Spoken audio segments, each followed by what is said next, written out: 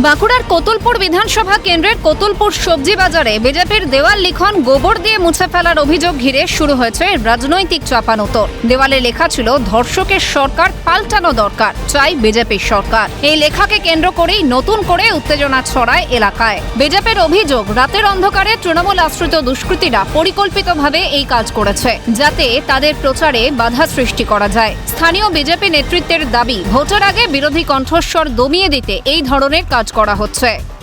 মূলত অভিযোগ হলো কোতুলপুর মাছ বাজারে আমাদের একটা দেয়াল লিখন ছিল, সেই দেয়াল লিখনের ওপরে গোবর লিপে দিয়েছে এবং তার সেই দেয়াল লিখনটাকে জঞ্জাল দিয়ে বন্ধ করে দিয়েছে, যাতে সেটা মানুষের নজরে না আসে।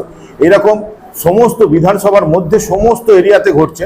শিওরে হয়েছে, গোপীনাথপুরে হয়েছে, পতাকা ছিঁড়ে ফেলে দিয়েছে। এইটা তৃণমূলের বিরুদ্ধে অভিযোগ। তৃণমূল আজকে ভুলে গেছে যে তারা আর শাসক দলে নেই। আজকে তৃণমূল সরকারটা মরে গেছে, তাই বিজেপি ক্ষমতায় আছে, সেই কথাটা ওদের স্মরণ করিয়ে দিতে হবে। ওরা ভাবছে যে বিজেপিকে এইভাবে মুখিয়ে দিলে বোধহয় বিজেপি থেমে যাবে।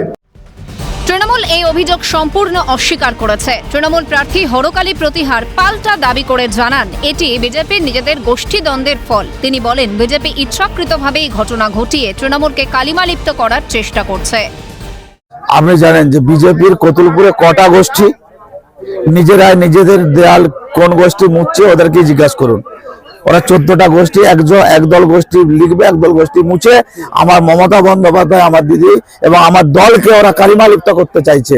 ওরা জানে যে কোতুলপুর বিধানসভায় দিদি বিপুল পরিমাণে ভোট নিয়ে এই বিধানসভা তৃণমূল কংগ্রেস জিতবে, সেই জন্য তারা ঈর্ষান্বিত ভাবে এটা কালিমালিপ্ত করতে চাইছে আমার দিদিকে।